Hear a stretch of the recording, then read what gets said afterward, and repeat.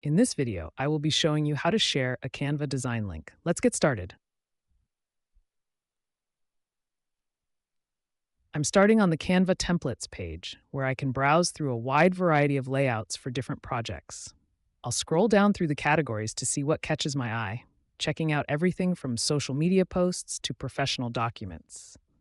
I'll keep looking through the recommendations until I find the perfect design to work with. I've decided on this modern tropical travel brochure, so I'll click on it to see the details. After reviewing the preview, I'll click the Customize this template button to open it in the editor. Once the design loads, I can start making it my own. I'll select this leaf element on the left and open the color palette to change it to a lighter green.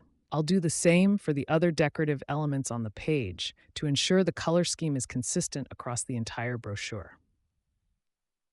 Now that I've finished my edits, I'm ready to share the design. I'll click the Share button in the top right corner of the screen. To make sure others can see it, I'll change the access level from only you to anyone with the link. I can also adjust the permissions so that anyone who has the link can edit the file. Finally, if I want to share this specifically as a template for others to use, I'll click on the Template Link option.